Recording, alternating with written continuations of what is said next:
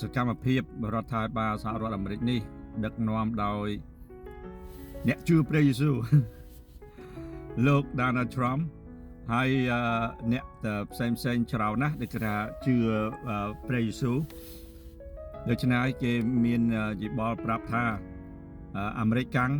belong to Jesus គេថាព្រោះ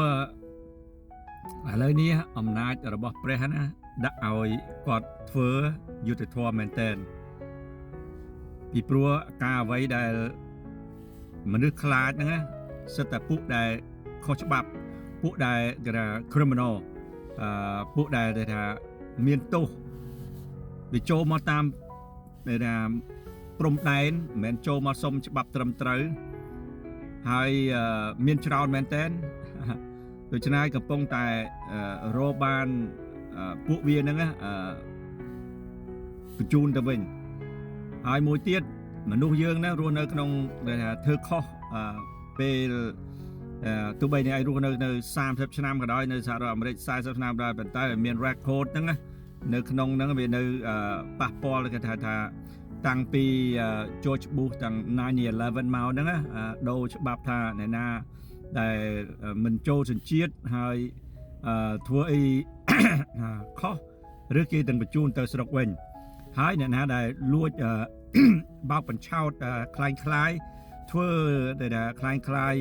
ជារៀបការប្តីប្រពន្ធមិនមែនសុទ្ធឬធ្វើអីឯកសារคล้ายជា interview ហ្នឹងក៏ត្រូវការស៊ើបអង្កត់ហើយតាមដានរចាប់បញ្ជូនទៅវិញណាព្រោះជនជាតិបរទេសមិនមែនជាសាសនាជឿព្រះយេស៊ូវទេបានវាមកធ្វើហ្នឹងវាអុកឡុកហើយវាចង់បំឡាញអ្នកជំនឿជឿលើព្រះយេស៊ូវគ្រីស្ទចឹងហើយបងប្អូនអ្នកដែលមិនមានទោសមានអីទេអត់ត្រូវខ្លាចហើយកុំធ្វើឲ្យការនិយាយខ្លាចថាក្រុម ISIS ហើយបងប្អូនអពន់ដឹងបកប្រែពួកក្រុម ISIS វាមិនទេគេថាក្រុម Interfaith ISIS ណា enforcement ហ្នឹង E ប៉ុន្តែ control Interfaith គ្រប់គ្រងហើយទៅចាប់រកមើលខុសត្រូវយកមកដាក់គុកឬបញ្ជូនទៅវិញអីចឹងទៅហើយពួកគេហ្នឹងគេធ្វើការជាមួយនឹងឥឡូវហ្នឹងគឺឲ្យថាអ្នកណាដែលក្នុង Federal ជារបស់រដ្ឋណាដូច National Guard ដូចជា Homeland Security ហើយដូចជាថាក្រុមផ្នែកស្អីទៀតដែលខ្ញុំបាននិយាយអស់ហ្នឹងហ្នឹងហើយគេមានសិទ្ធិអំណាចទៅចាប់គ្រប់ទីក្រុងទាំងអស់នៅក្នុងសហរដ្ឋអាមេរិកហើយអាទីក្រុងដែលពួកដែល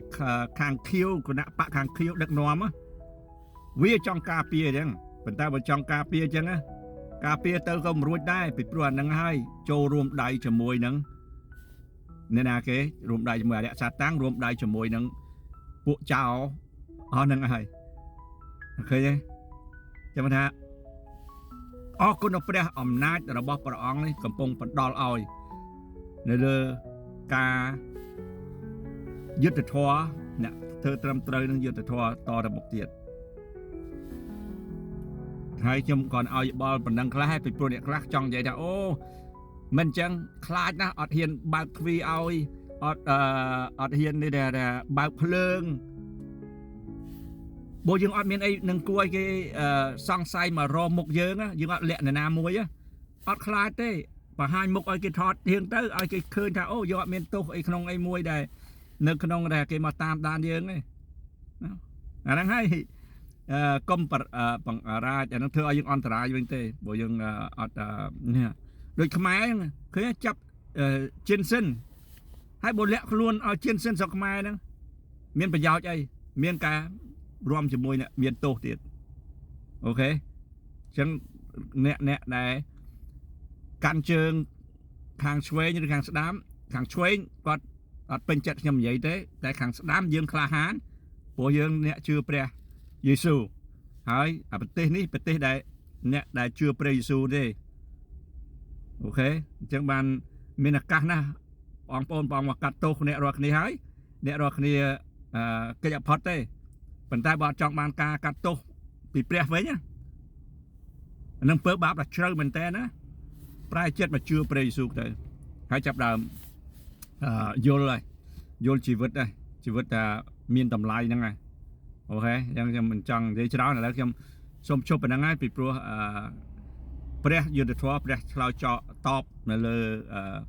គេថាដឹកនាំសេចក្តីសុចរិតនៅលើផែនដីនេះ